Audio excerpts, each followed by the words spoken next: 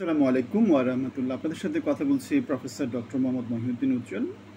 বাংলাদেশের রাজনৈতিক অঙ্গনে আশা আছে, মানুষ আশাবাদী হয়, কিন্তু হতাশার সময়টাই খুব বেশি দিন ধরে লম্বা হয়।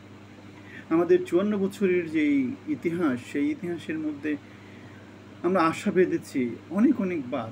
স্বাধীনতার ৭১-এ আশা বেঁধেছি, ৭৫-এ আশা বেঁধেছি, ৭৭-এ আশা বেঁধেছি, আমরা ৯১-তে আশা বেঁধেছি, আমরা ২০২৪-এও আশা বেঁধেছি। কিন্তু আশাগুলা বেশিরভাগ ক্ষেত্রেই হতাশাতে রূপ নেয়।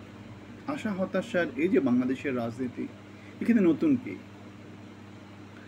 নতুন হচ্ছে প্রফেসর ডক্টর মোহাম্মদ ইউনূস কয়েক হাজার ছেলেপেলের আহত হওয়া, নিহত হওয়ার মধ্য দিয়ে ২৪শে অগাস্টে বাংলাদেশের ক্ষমতা নিয়েছে।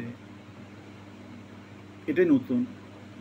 যাদেরকে দিয়ে সরকার তৈরি করেছে, যোগ্যতা নিয়ে প্রচণ্ড রকমের প্রশ্ন আছে। নূরজাহান বেগম, লামিয়া ইসলাম, মোস্তফা সরোয়ার ফারুকী, অথবা ছুরু বুড়ো যাদেরকে দিয়ে উপদেষ্টা পরিষদ তৈরি করেছে যোগ্যতা নিয়ে, গ্রহণযোগ্যতা নিয়ে, অথবা তাদের কর্মদক্ষতা নিয়ে প্রশ্ন আছে। পাটপার কেন্দ্রিক কিছু লোকজন দেশের শাসন ক্ষমতায় বসে আছে, তাদের বাটপারের নমুনা আমরা তাদের নানা ধরনের কার্যকলাপ, কীর্তিকলাপের মধ্য দিয়ে আমরা দেখতে পাই। প্রফেসর ডক্টর মোহাম্মদ ইউনূস ১০ মাস হয়ে গেল। ১০ মাসে তিনি ১১ বার বিদেশ সফর করেছেন।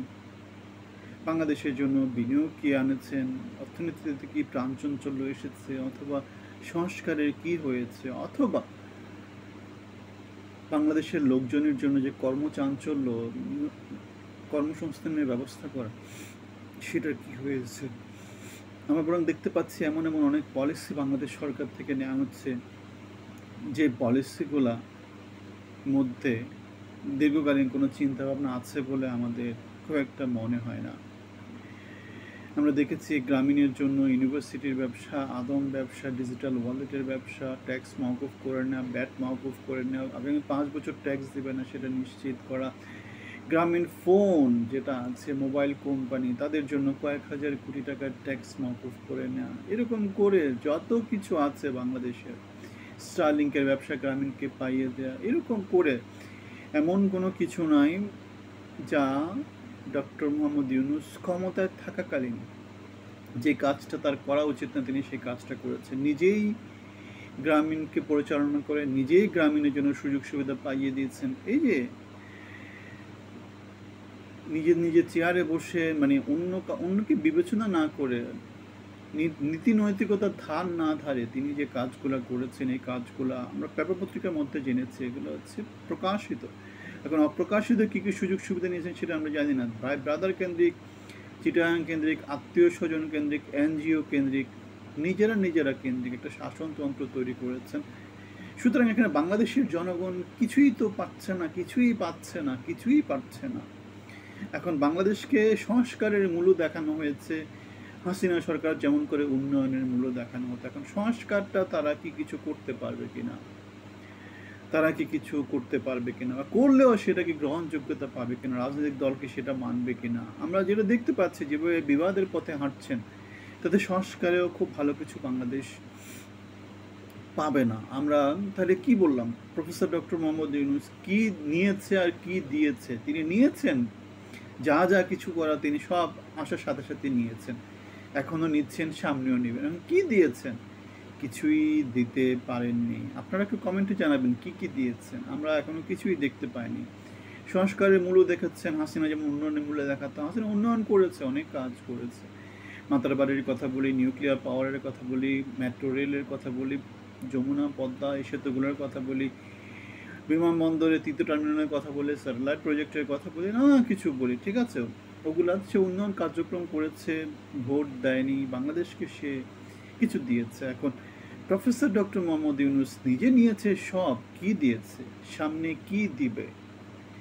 আমরা দেখতে পাচ্ছি কলহ দিচ্ছে। কারণ হচ্ছে বাংলাদেশের সমাজের ৬ কোটি মানুষকে বঞ্চিত করে, অথবা রাজনৈতিক দলগুলো স্টেক হোল্ডারদের সাথে কথাবার্তা না বলে, সংস্কারের কোনো ডেফিনেট কোনো রোড ম্যাপ চিন্তাভাবনা না করে যে কী কী করবে, সবার সাথে ইনক্লুসিভ হওয়ার মধ্য দিয়ে কোনো কিছু এগিয়ে নিয়ে না যাতে সমাজের মধ্যে বিভাজনটা থেকে যায়। বলতে সেটা দেখা যাচ্ছে বিএনপির সাথে তার দূরত্ব তৈরি হয়েছে, আওয়ামী লীগের সাথে দূরত্ব আছে, জামাতের সাথে বিএনপির দূরত্ব আছে, জামাতের সাথে আওয়ামী লীগের দূরত্ব আছে, এনসিপির সাথে বাংলাদেশ জাতীয়তাবাদী দলের দূরত্ব তৈরি হবে, এনসিপির সাথে জাতীয় পার্টির দূরত্ব আছে, আওয়ামী লীগের দূরত্ব আছে। সুতরাং প্রফেসর ডক্টর মোহাম্মদ ইউনূস বাংলাদেশে সবার সাথে যেহেতু তিনি বসছেন না, সবার মতামতকে প্রাধান্য দিচ্ছেন না, সুতরাং তিনি বাংলাদেশে বিভাজন দিবে, তিনি বাংলাদেশে আন্দোলন দিবে, তিনি বাংলাদেশে অস্থিতিশীলতা দেবে। ভালো কিছু এগুলাতে নাই। ভালো কিছু কি কি দেখতে পান, ভালো কিছু বাংলাদেশের সমাজে কি হতে পারে একটু আমাদেরকে কমেন্টে জানাবেন। যে সব সংস্কার হয়ে গেল, এতে বাংলাদেশে ভালো কি হতে পারে? 6 কোটি মানুষের বয়সকে যদি ইনক্লুড করা না হয় সেক্ষেত্রে ভালো কি হতে পারে? কাঠামোগত সংস্কার হলে সেক্ষেত্রে একটা ব্যাপার, কিন্তু সেখানেও গণভোটটা গুরুত্বপূর্ণ ছিল। সুতরাং প্রফেসর ডক্টর মোহাম্মদ ইউনূস এই যে আশা হতাশার বাংলাদেশের যে রাজনীতি, দীর্ঘকালীন যে হতাশা বাংলাদেশের জনসমাজের মধ্যে বিরাজ করছে, সেখানে আমরা ভিন্নতা কিছু দেখি না। আমরা দেখি যে প্রফেসর ডক্টর মোহাম্মদ ইউনূস একই পথে আছেন, একই গন্তব্যে তিনি বাংলাদেশকে নিয়ে যাচ্ছেন।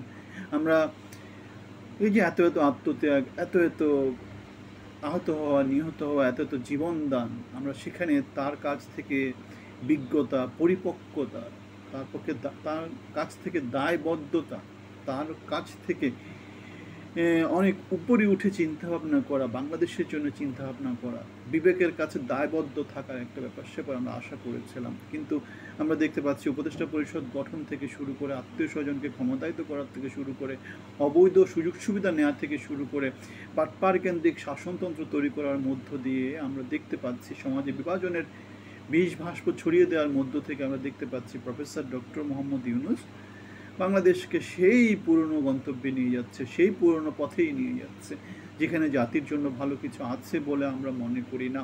তারপরে আমরা আশা রাখতে চাই তিনি সংস্কারে কিছু করতে পারেন, তাকে আমরা সাপোর্ট দিতে চাই। এখন দেখা যাক তিনি কি করেন, বাংলাদেশকে কোথায় নিয়ে যান। তিনি শুরুতেই ভুল করে ফেলেছেন, অনৈতিক সুযোগ সুবিধা নিয়েছেন, লোভের ঊর্ধ্বে উঠতে পারেননি। ভালো থাকবেন, মন্তব্যতে জানাবেন।